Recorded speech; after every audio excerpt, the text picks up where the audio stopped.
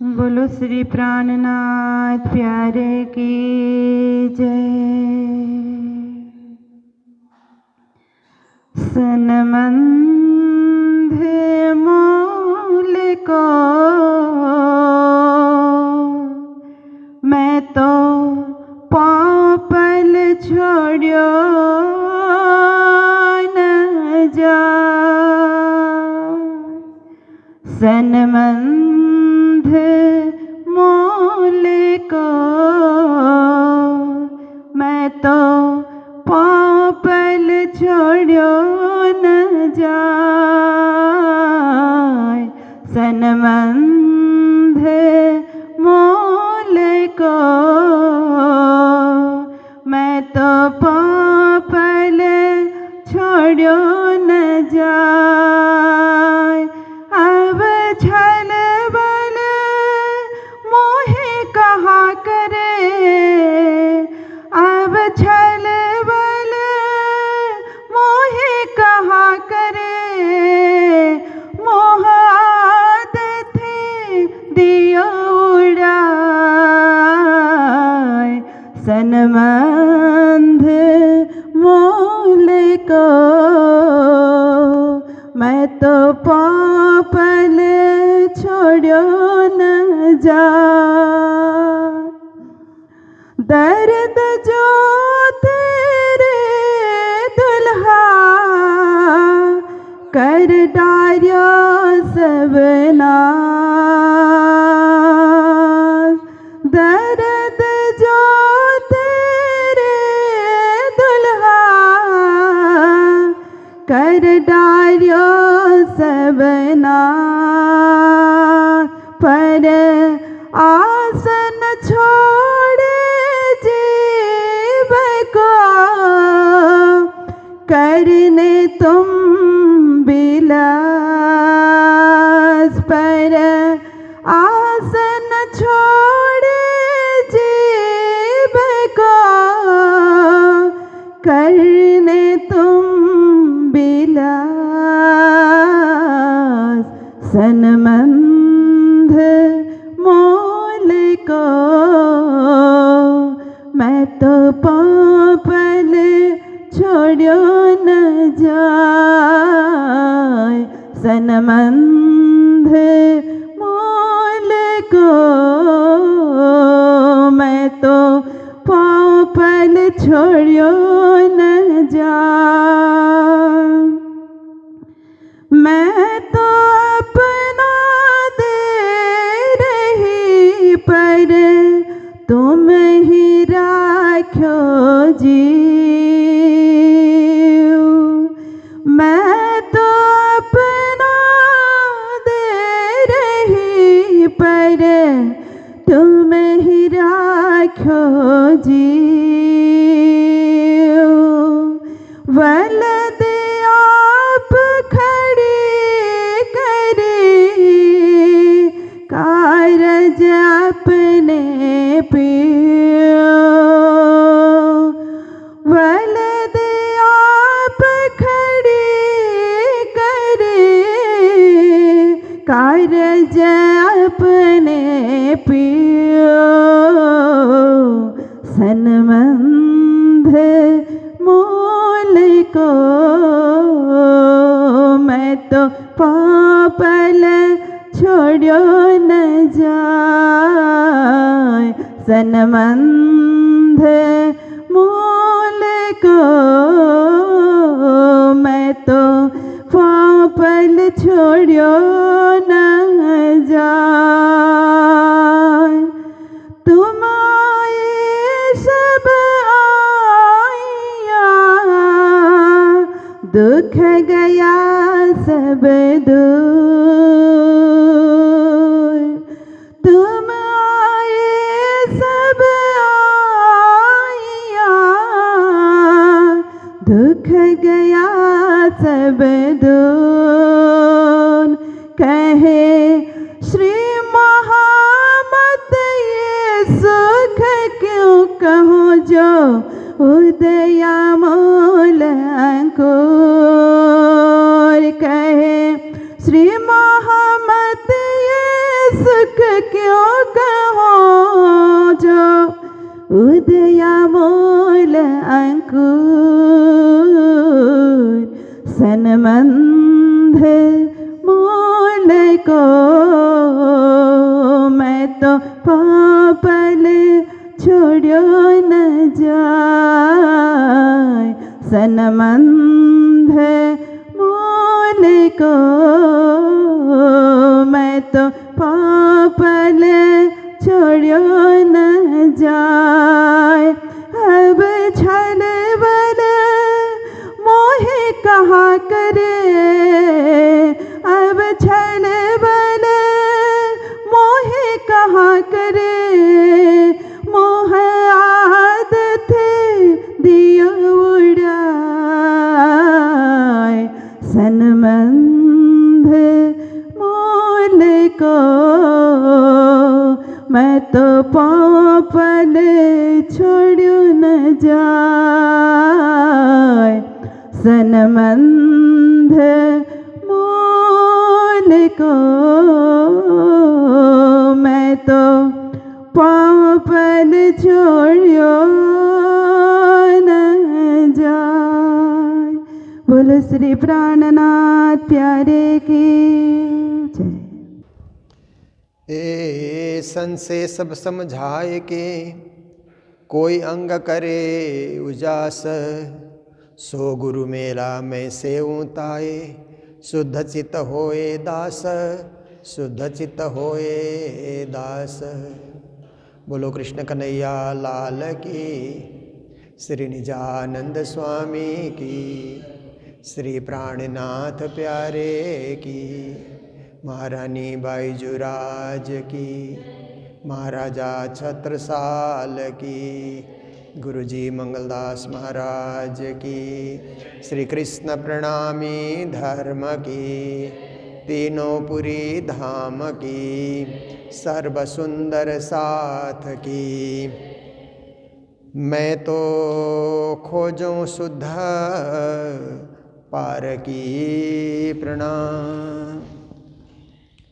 उपस्थित धर्मप्राण शिरोमणि सुंदर साथ जी, माताएं, बहनें, भाइयों, नित्य का आहार, नित्य का विहार, नित्य का विचार, नित्य का व्यवहार। देखिए सब नित्य होना चाहिए।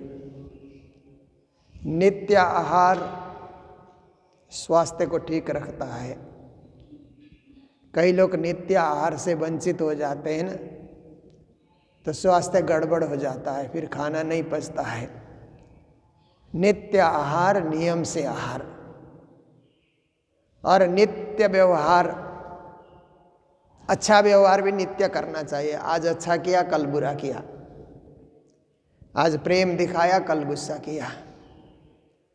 आज मीठी बातें बोली और कल कड़वी बात बोल दी।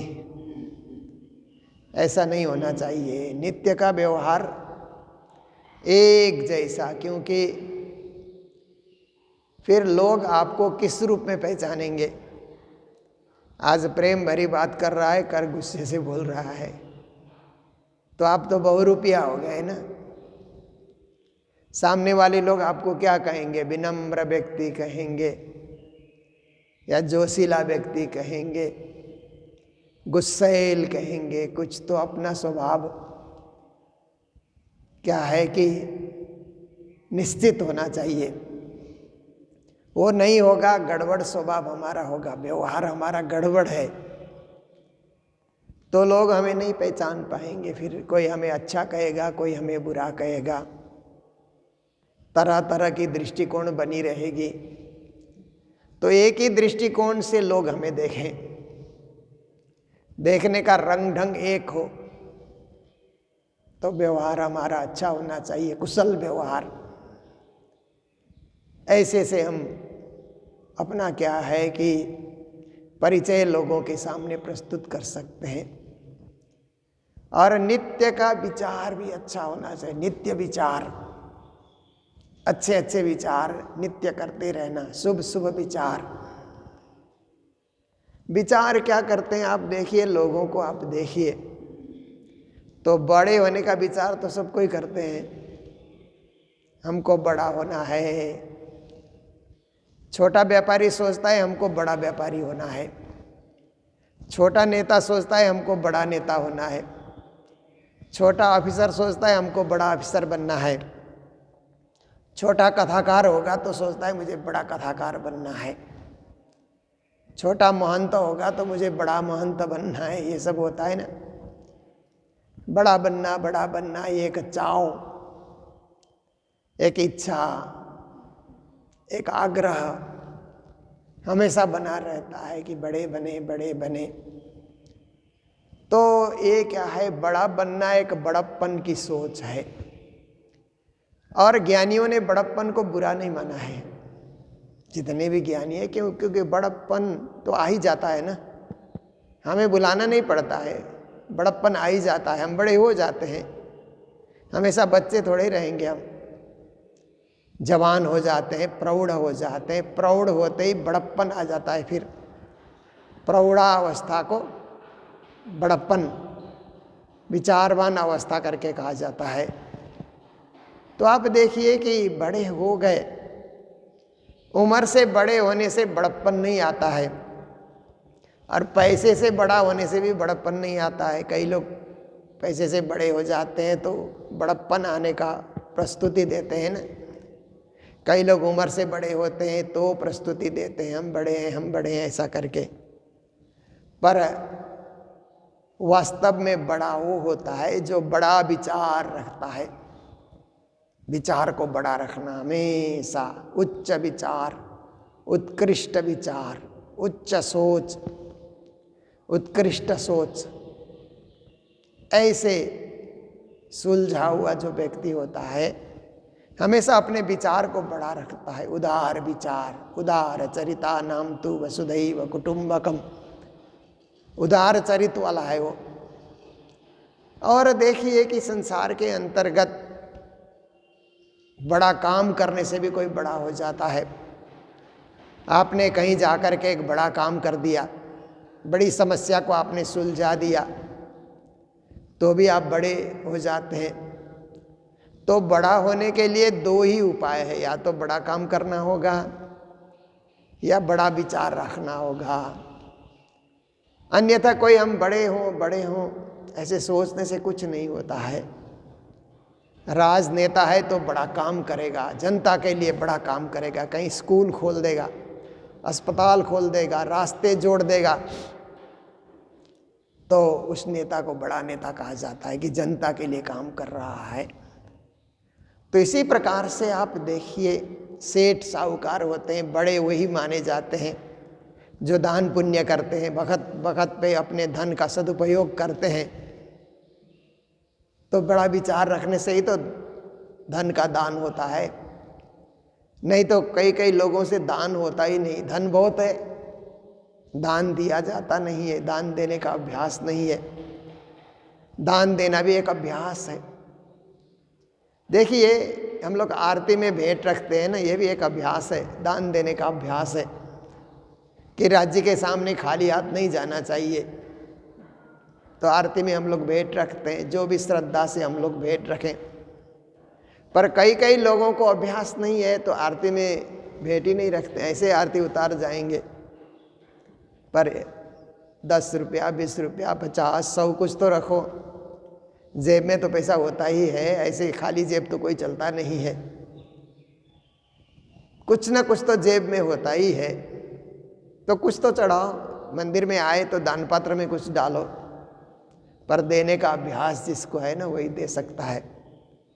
जिसको अभ्यास नहीं है वो बस प्रणाम करेगा, खाली चला जाएगा, खाली आया खाली चला जाएगा। बड़ा विचार उसके पास नहीं है, बड़ी सोच नहीं है, बड़ा चिंतन नहीं है।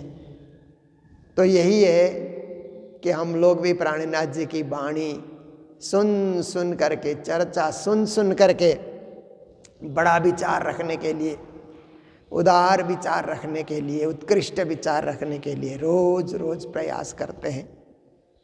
तो आज की चौपाई है, श्री जी महाराज कहते हैं, मैं तो खोजूं शुद्ध पारकी, कोई न देवे बताए। उन वेदांतियों को कह रहे हैं परे से परे की शुद्धि मुझे चाहिए, 14 लोक की शुद्धि से मैं संतुष्ट होने वाला नहीं हूँ।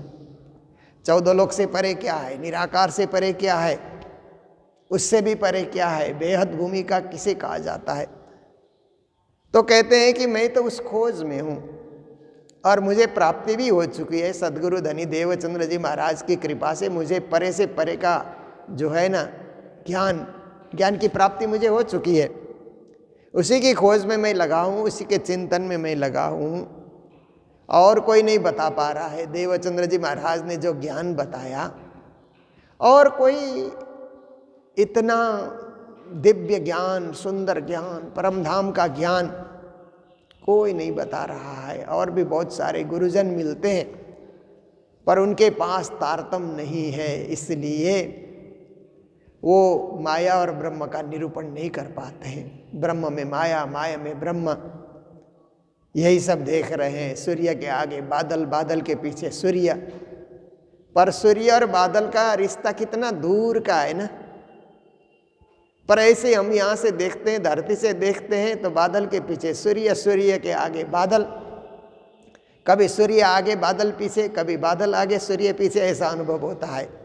ये छोटा अनुभव है, संकुचित अनुभव है, पर महान दृष्टि से देखें तो सूर्य और बादल तो लाखों कोस दूर हैं, कोई उनका आपस में संबंध ही नहीं है। बटश्चंद्रवत न्याय कहते हैं ना, न्याय शास्त्र में एक न्याय बताया गया है, बटश्चंद्रवत न्याय। तो एक बच्चे को माँ कहती है कि चंद्र के दर्शन कर, चंद्रमा के दर्शन कर। तो बच्चा बोलता है कि चंदा मामा किधर है, कहाँ है चंदा मामा। तो माँ कहती है ये जो बट का वृक्ष है ना, बट का वृक्ष है, उस बट के वृक्ष के पत्ते को देख और पत्ते के ठीक पीछे चंद्रमा देख।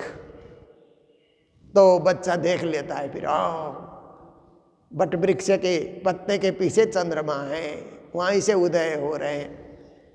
तो बटश्चंद्रवत न्याय उसको कहा जाता है। बट का वृक्ष धरती में है, चंद्रमा कहाँ आकाश में है, करोड़ों कोस की दूरी है। परंतु बच्चे के समझाने के लिए माँ ने एक उपाय सोचा, एक न्याय माँ ने दिया कि बच्चा जल्दी से समझ जाए। बादल और सूर्य का दृष्टांत देने की भांति और बट के वृक्ष और चंद्रमा का उदाहरण दिया जाता है। ऐसे ही माया और ब्रह्म का उदाहरण एक साथ देना, इससे बड़ी बात नहीं है। तो श्री प्राणनाथ जी महाराज कहते हैं कि मुझे तो माया और ब्रह्म अलग अलग करके कोई बताए, माया की पहुंच कहाँ तक है, ब्रह्म की पहुंच कहाँ तक है, माया कहाँ तक प्रभाव डालती है, ब्रह्म का प्रभाव कहाँ तक होता है, मुझे स्पष्टीकरण चाहिए। मोह अहंकार के बीच में फिर कहते हैं कि ये सृष्टि तो मोह और अहंकार के बीच की सृष्टि है। मोह भी आ जाता है, सृष्टि होता है, अहंकार भी आ जाता है ना। जीवों में भी देखिए, जानवरों में भी देखिए, उनके बच्चे हो जाते हैं ना, तो बच्चों से मोह भी हो जाता है, और दूसरा कोई उनके बच्चे खाने आ जाए तो अहंकार, गुस्सा भी उनको आता है, उसको मारने के लिए झपट पड़ते हैं ना कि मेरे बच्चे को खाने कहाँ से आ रहा है। तो सारी सृष्टि में ये सब चीज़ है। मनुष्य में भी ये मोह अहंकार, भगवान नारायण के द्वारा मोह अहंकार की सृष्टि हुई। प्रकृति पहले तो इच्छा शक्ति, मोह तत्व, अहंकार, ये सब सृष्टि बनती गई। तो मोह अहंकार की ये सृष्टि के बीच में सब इत ही रहे उलझाए, इसी में उलझ गए, सब सृष्टि में ही उलझ गए। सृष्टि से परे का अनुभव, सृष्टिकर्ता का अनुभव नहीं हो पा रहा है, सृष्टि का दृश्य का अनुभव हो रहा है, दृश्य दिखाने वाले का अनुभव नहीं होता है। जैसे सिनेमा हॉल में आजकल तो लोग सिनेमा हॉल जाना ही बंद कर दिया, क्योंकि अपने मोबाइल में ही सब सिनेमा आ रहा है, तो कहाँ सिनेमा हॉल जाए, कहाँ खर्च करे। सिनेमा हॉल सब बंद हो गए, अब बड़े बड़े मॉल बन गए वहाँ पर, अब लोग मॉल में जाते हैं। और मॉल में भी कई कई सिनेमा हॉल हैं, तो छोटे छोटे टुकड़े में सिनेमा दिखाया जाता है। 20-25 लोग बैठ करके अलग अलग सिनेमा, एक ही बार में 8-10 सिनेमा वहाँ पर दिखाया जाता है। फिर वहाँ भी लोग जाते नहीं है, क्योंकि अब घर घर, हाथ हाथ सिनेमा घर बन चुका है, तो अब लोग कहाँ उधर जाएंगे। तो देखिए, पहले पहले सिनेमा घर में आप देखिए, जो ऑपरेटर होता था वो तो सामने बैठ करके पर्दे में फिल्म दिखा रहा है ना। फिल्म को देख करके लोग प्रभावित होते हैं, पर ऑपरेटर को कोई देखता नहीं है। ये सब ऑपरेटर दिखा रहा है, ऐसा लोगों को कुछ पता होता नहीं है। बस फिल्म में कभी हंसे जा रहे हैं, रोए जा रहे हैं, प्रसन्न होए जा रहे हैं, ऐसी स्थिति है।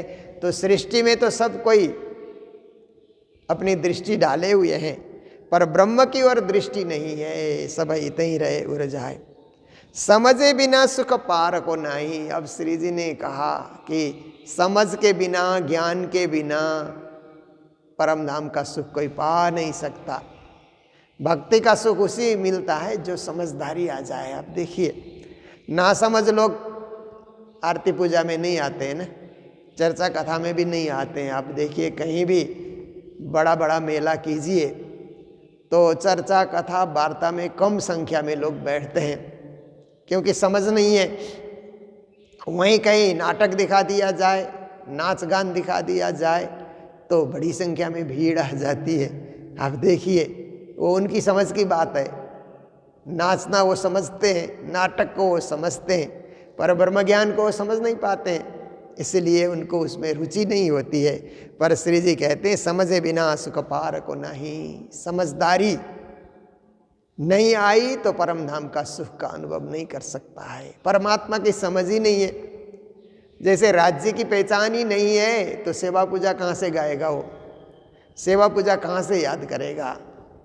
सेवा पूजा तब याद करता है जब राज्य की पहचान हो जाए। निज नाम तब जपता है जब राज्य की पहचान हो जाए। समझे बिना सुख पार को नहीं। जो उद्यम करो कई लाख, कहते हैं लाखों आप उद्यम कर लो, लाखों आप परिश्रम कर लो, उपाय कर लो, पर समझदारी नहीं आई। तभी तो गुरुजी मंगलदास जी हम लोगों को कहते थे, जितनी समझदारी उतनी जिम्मेदारी, जितनी जिम्मेदारी उतनी जोखिमदारी, ऐसा भी बताया करते थे। समझदारी आने से जिम्मेदारी आती है ना, समझदारी नहीं आई तो जिम्मेदारी नहीं आती है, और जिम्मेदारी आती है तो जोखिम भी उठाने को तैयार हो जाता है, बड़े बड़े जोखिम उठा लेता है। तो क्या है, जिम्मेदारी वहन करने से है। तो जिम्मेदारी कब आती है? जैसे समझदारी से जिम्मेदारी में हम छोटे छोटे उदाहरण लें। हम मंदिर में आए दर्शन करने के लिए, कहीं भी किसी ने थोड़ा कचरा इधर उधर गिरा दिया तो समझदारी है तो हम उठा करके डस्टबिन में डाल देंगे। कहीं दरी इधर उधर उल्टा हुआ है, समझदारी आए तो दरी को हम ठीक ठाक करेंगे, कारपेट को ठीक ठाक हम करेंगे। किसी ने चलते चलते कारपेट को इधर से उधर लुढ़का दिया तो कई कई अनाड़ी लोग होते हैं ना, नासमझ लोग होते हैं, कारपेट उलट गया अपने पाँव से पर ध्यान ही नहीं देते हैं, आगे ही चलते रहते हैं। तो समझदारी वाला व्यक्ति आएगा तो उसको भी ठीक ठाक कर लेता है। और कभी कभी आप देखिए कि समझदारी वाला व्यक्ति आता है तो साफ सफाई में ही मात्र ध्यान नहीं रखता है, गाने में और भक्ति करने में, शोभा बढ़ाने में, सब कुछ में समझदारी आने के बाद हर कार्य को वो समझ समझ करके, सोच सोच करके, विचार करके वो कार्य करते रहता है। समझदारी नहीं आई तो कोई जिम्मेदारी वो ढोता ही नहीं है, ढोना ही नहीं है उसको जिम्मेदारी। कुछ और लोग कर रहे हैं ना, क्या है, ऐसा करके बैठ जाता है। इसलिए समझ बिना सुख पार को नहीं, तोलो प्रेम न उपजे पूरा।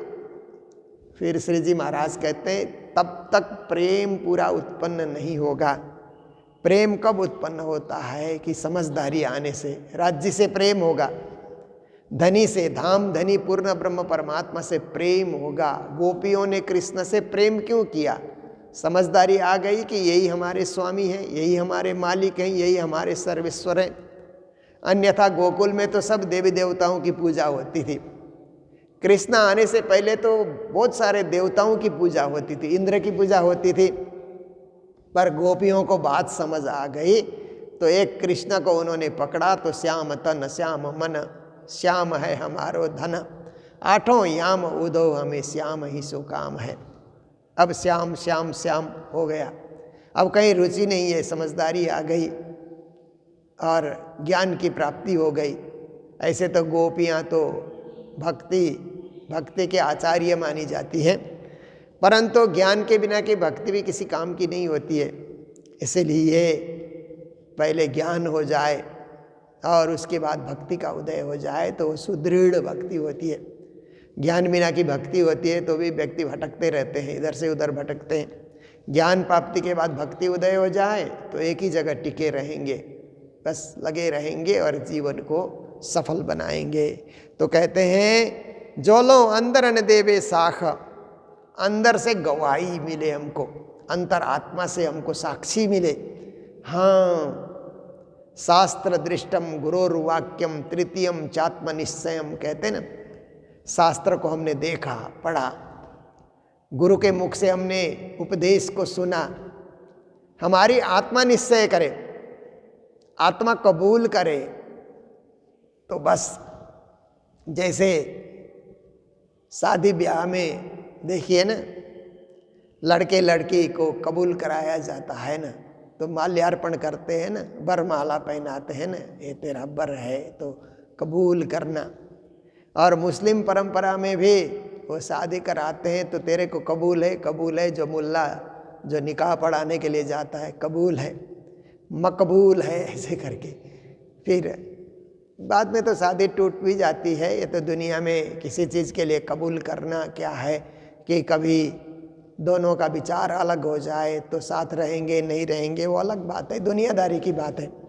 पर एक बार राज्य को कबूल कर लिया तो देखिए कि कलूब किबला भया मकबूल अल्लाह का, या श्री जी ने भी कहा है ना वाणी में, वाणी के अंतर्गत। तो एक बार राज्य को स्वीकार कर लिया, पूर्ण ब्रह्म परमात्मा को, ये मेरे धनी, ये मेरे धाम के स्वामी, तो बस फिर उसी में डटे रहना, लगे रहना। ये क्या है, अंतरात्मा साक्षी देती है, सभी संभव होता है। आत्मा साक्षी नहीं देगी तो कुछ भी संभव नहीं होगा। तो आज के दिन से तो यात्रा शुरू हो रही है। हम लोग यात्रा में रहेंगे, श्री राम जन्मभूमि अयोध्या की यात्रा में हम लोग रहेंगे। फिर वहाँ 22 तारीख प्राण प्रतिष्ठा समारोह है। 500 साल के बाद ये उत्सव आ रहा है, क्योंकि 500 साल पहले बाबर ने राम जन्मभूमि में जो मंदिर था उसको तोड़वा करके अपने नाम से मस्जिद बनवा लिया था। तब से लेकर के हिंदू समाज लड़ता रहा और आखिर में जा करके सत्यमेव जयते नानृतम, सत्य की जीत हुई और फिर से प्राण प्रतिष्ठा का समारोह आ रहा है। पूरा हिंदू समाज, विश्व भर का हिंदू समाज खुश है, प्रसन्न है, हृदय से इस पर्व को, इस उत्सव को स्वीकार कर रहा है। और हर मंदिरों में भी इस प्रकार का आह्वान किया गया है कि आप जिस जिस देवी देवता को मानते हैं उनके नाम से आप लोग आरती करें, पूजा करें, पर मंदिर को आप क्या है कि दिए जला करके आप सुशोभित करें। तो हम लोग भी मंगलधाम में उसी दिन पारायण का कार्यक्रम भी है 22 तारीख को, और शाम को भी दिए जला करके आनंद उत्सव हम लोग मनाएंगे, क्योंकि एक हिंदू धर्म की, हिंदुत्व की एक जीत है और हम सब भी उसी हिंदू परंपरा से जुड़े हुए हैं। तो इन्हीं शब्दों के साथ 28 तारीख के दिन हमारे विजय गुप्ता जो दिल्ली में रहते हैं उनका जन्मदिन है। तो मैं यात्रा में हूँ, इसीलिए आज से ही उनको मंगल बधाई मैं प्रस्तुत करता हूँ। और उन्होंने भंडारे की सेवा भी भेजी है। बचपन में यही मंगलधाम में रह करके अध्ययन करते रहे, तारा माता के वो सुपुत्र हैं, तो उनको बहुत बहुत बधाई, मंगल बधाई देते हुए आज के प्रसंग को यही विराम दे रहे हैं। बोलो सतगुरु महाराज की, श्री प्राणनाथ प्यारे की, सर्व सुंदर साथ की, समझे बिना सुख पार को नहीं, जो उद्यम करो कई लाख, तोलो प्रेम ना उपजे पूरा, जो लो अंदर देवे साख, जो लो अंदर न देवे साख। बोलो श्री प्राणनाथ प्यारे की, श्री धाम के धनी की। प्रणाम।